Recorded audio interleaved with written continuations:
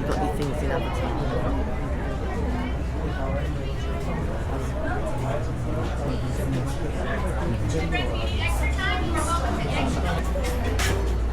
Ciao everyone! We are almost ready to board you on our safari vehicles, and I wanted to make certain I told you about our loading procedures. Before you actually enter, Your hands, arms, feet and legs inside, and remember to watch your children. Hello, my friends, welcome. My name is Gabby. I'm going to be your safari truck driver on today's Harambe Wildlife Preserve. Just a little wrench. Please keep your hands, arms, feet, and legs inside the truck at all times. Please stay seated at all times. It is for your safety. You're going to be heading on into the Harambe Wildlife Preserve. You're going to be seeing some worlds. We're going to be making sure those electronic devices are ready to go to take those pictures. Since sometimes these animals do not want to stop for us, but sometimes we can't stop for these animals. Now we're going to be waiting right behind this truck guide us on when we have to head on into the reserve. Now another thing, since we are going to be using our phones, we are going to make sure, well, our phones are any personal items we don't want to be losing today. We're going to make sure we hold them nice and tightly. As we're going to be in the deepest part of Africa, far, far away from home. It's going to take us a lot longer than a 2-week adventure to get those egg logs.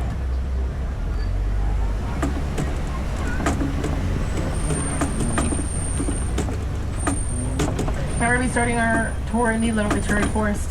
In the Little Terry Forest might be just a little hard to see some of these animals as they blend in so well with the foliage and the trees and the bushes.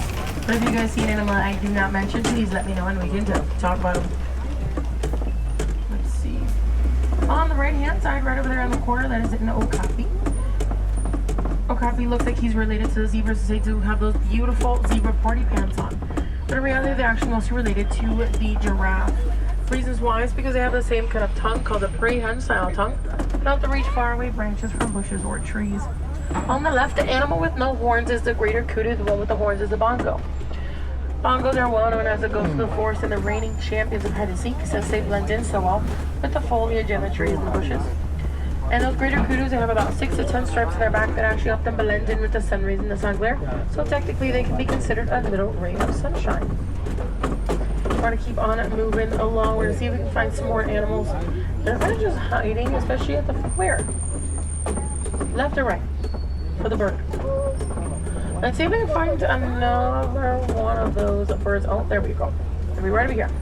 On the right, this is going to be the saddle-bill stork. Saddle-bill stork, fun fact, is the only bird in the world that has no vocal cords. So what they tend to do is clip their bill together, almost like a clicking of a pen. But even though they have no vocal cords, that doesn't make them any less of a bird because they have their beautiful wingspan of 9 feet wide. Let's see, on the left over here, by a corner, by the wall, you're going to be able to see the back side of a black rhino. It's going to be right over here. Black rhinos, they do have those horns made out of keratin, just like our fingernails. And they're very unique because of the fact that they're actually the only rhinos, if not one of the only rhinos, that do not like to be in herds. They rather be all by themselves in their own personal little bubble. Now we're actually going to be leaving the Little Terry Forest, and we're going to be entering the Safi River. In the Safi River, you guys are going to be able to see some of the animals that live in a body of water or live near a body of water.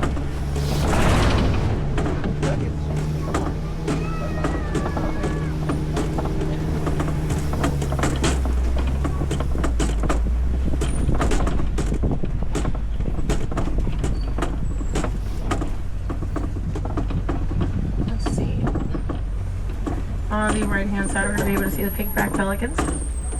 Pink-backed pelicans get their beautiful pink color during mating season, and when the male and the female are attempting at the nest, their eggs can actually incubate for up to 30 days.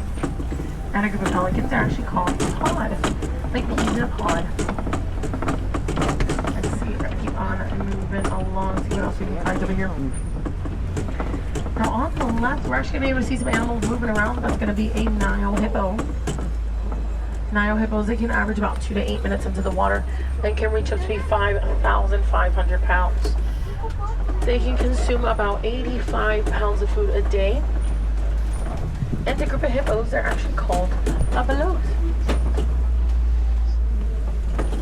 We're going to be able to see her maneuvering around over here.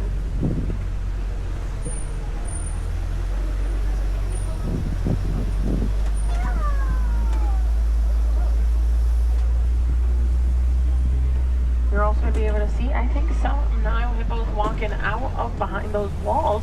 There's going to be some right over here in between the walls, right over here in the water. Now we're also going to be seeing a beautiful, beautiful waterfall. And right behind the beautiful waterfall, you're actually going to be able to see the Nile crocodiles.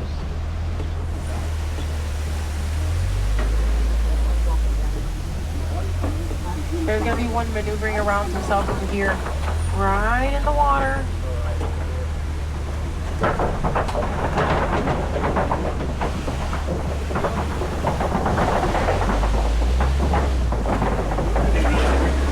So those Nile crocodiles, they can average about 40 years of age.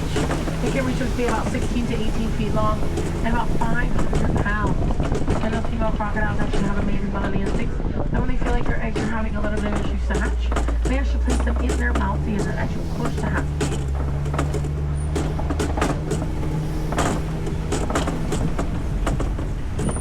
Now we have made it over the hill and over the bridge. We're going to be making a swift left turn onto the savannah. In the savannah, like we used to think about the types of animals you're able to see in Africa. And something I have not mentioned, we do have that animal spotting guide we're going to be able to be using throughout our tour to identify as many animals.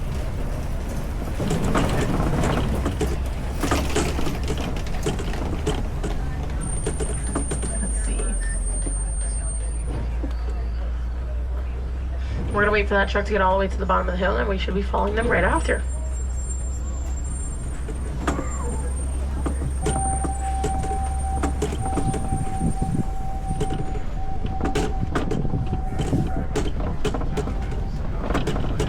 If we do see some animals from afar, friends, do not worry. We're gonna try best to get as close as possible to all of these animals. First animal we're gonna be able to spot is a beautiful Maasai giraffe. Maasai giraffes are obviously very long, very tall. They can average about 6 feet. And when baby giraffes are born, they can actually average up to be about 6 feet tall at birth. Now we're going to be getting closer in just a couple moments. Hopefully once we shift around and go around the corner, we're going to be able to see that they do have something protruding out of their heads. Those are called the ossicones. And their beautiful tail hair. They can reach that tail hair up to be 3 feet long and even double or triple the thickness of human hair.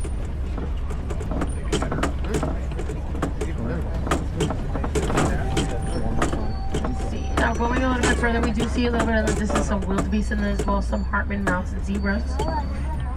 Let's see, we are probably gonna get to first these zebras that are right on the edge of that road. We are gonna make sure we keep our phones in our hands in the truck just to make sure we don't spook this animal.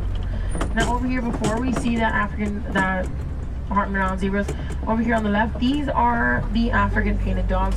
They are a little more finicky on where they tend to lay down. They are normally out, but since there is no sun out, they are once again a little more picky on that weather. But it does seem like they are here. They're just right behind that log right there. So African painted dogs, each and every one are very unique. Not one or the other are the same because they have very unique stripes and spots to each other. And that Hartman mountain zebra, a group of zebras are actually called a dazzle. Reasons why they're called a dazzle, because when they're all running together, they make a dazzling illusion of stripes. You'll be able to see some more over here. All the way in the back, those are going to be the sable antelopes. Fun fact, the sable antelopes are the emblems for the Harambe Wildlife Reserve. And when you put the male and the female together, you are able to tell the male is a darker reddish brown color that almost looks black. So that means the ones in the reserve are females, as they're a lighter reddish brown. Over here on the right, those are going to be the wildebeest. Wildebeest, they tend to sleep in groups in a row just to have that extra precaution measure. So if they do have a predator coming towards them, they have that emergency exit escape route already planned out.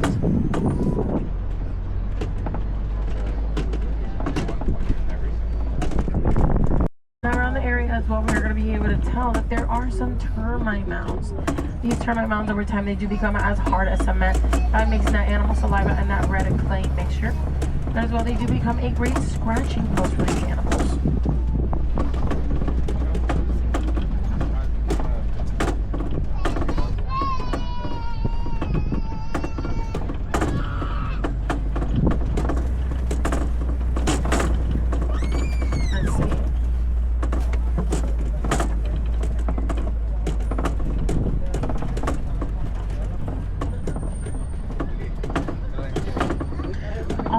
Top of the hill right over there, there is going to be a Maasai giraffe kind of just hiding all the way on the top of the hill.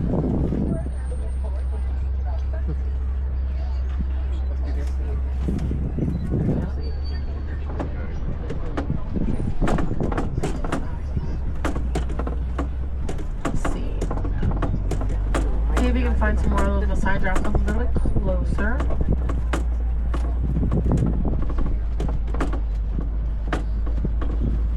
Okay, so on the right, by the horizon, well, the horizon's over there, but over here on the right, a little bit more deeper into that forest right there, we're going to be able to see the small ones called springboks. Springboks, they can spring up in the air 6 feet after being frequently startled and 13 feet forward. And they can reach up to the high speed of 50 to 60 miles per hour. They can only reach about 3 feet tall, so I definitely consider them tiny but mighty. We're going to keep on moving along. Now over here on the left, we are going to be able to see the beautiful Maasai giraffes a little more in detail.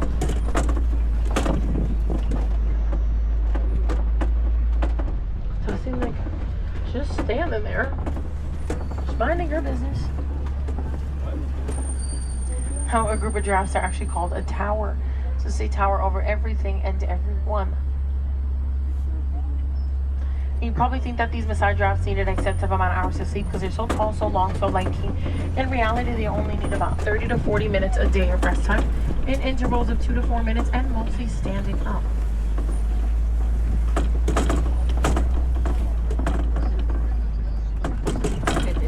Now we're going to be getting towards the areas that seem like has been done some damage. We don't really know exactly what caused this damage. We're going to be looking far and wide.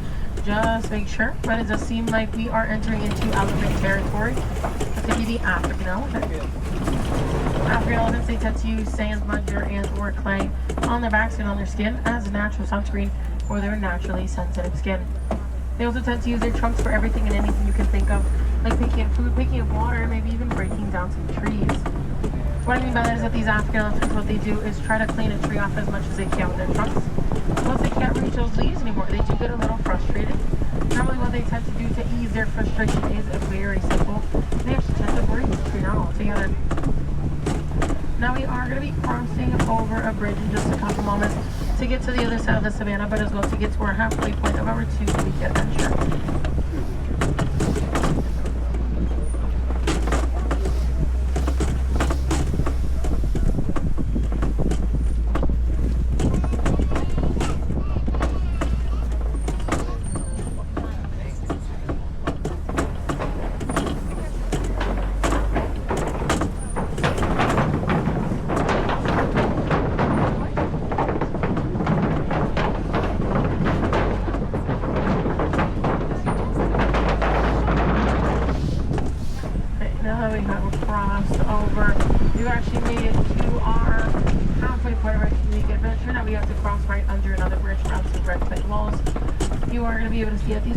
They have been done some damage to these elephant tusks. But surprise, the elephants are not the only ones that benefit from this red clay. Other animals actually benefit from this red clay as a source of the natural nutrients for themselves.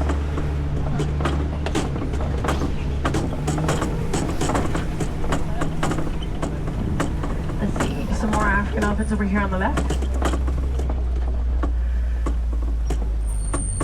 Angle, but we do see a little elephant as well all the way in the back.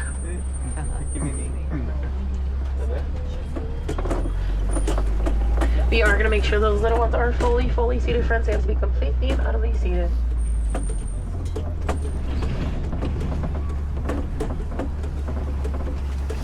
So now we're going to get a little bit of a better angle right around here. Oh, right there. Go a little more forward to see if we can spot her. Right over. Where'd you go? Right there. Oh, she's moving.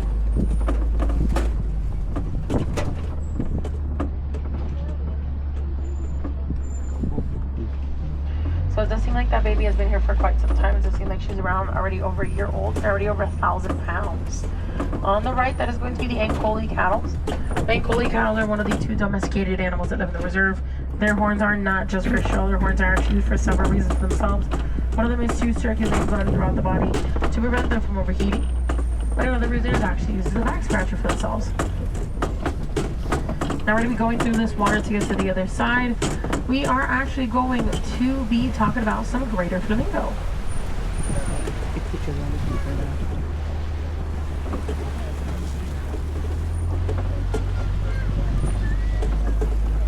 Now greater flamingo, they get their beautiful pink color during pretty much when they start eating brine shrimp. Because brine shrimp is actually what holds that protein that gives them that beautiful pink color, which is called beta carotene. These breeder flamingos, they are not naturally born their beautiful pink color. They're actually born a gray color, mostly gray. When they become adults is when they lose a lot of that gray color. But when they become adults eating brine shrimp is when they get their beautiful hues of pink. And a group of flamingos are actually called the flamboyants.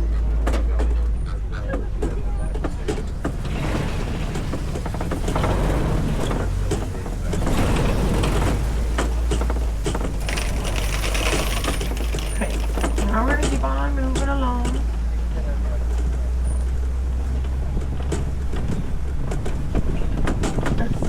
Rhinos. White rhinos are significantly bigger than the black rhinos. They can weigh about 4,000 to 5,000 pounds. They have those horns made out of keratin just like our fingernails. They have amazing hearing, but they actually have very bad eyesight. So what they tend to do is use their hearing as sort of a locator to make up for the fact that they're very bad eyesight. And a group of rhinos are actually called a crash. Let's see if we can find anything over here on these hills. Let's get a little bit harder because mostly they blend in very, very well. Oh, but it does seem like there might be something over here. I don't know. We're going to keep looking around. Let's see if we keep on moving along to the other hill. Let's see if we find anything on this side. Well, there is something there. The bottom left corner of the hill. Those are cheetahs. Cheetahs are one of the fastest land mammals. They can reach up to speeds of 60 to 75 miles per hour. And they do have that black line that goes from the inner tear duct to their eye to the outermost corner part of their mouth, which actually helps them with sun glare.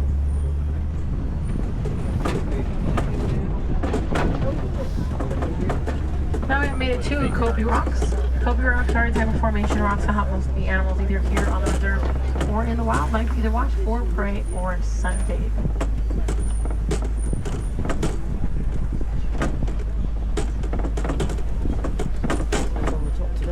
Let's see. Let's see if there might be something over here laying it down. Due to the fact that these rocks didn't produce a significant amount of heat that no animal wants to be laying on the rocks. But we might get lucky enough because it hasn't been that hot.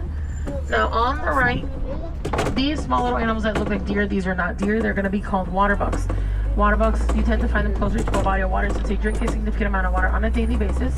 We're going to be able to see those white rhinos around the corner, so do not worry. Let's see if we can find it. Let's see. Doesn't seem like there's anything up here. Might be just a little too hot for whatever animal's supposed to be here. We're going to keep on moving along.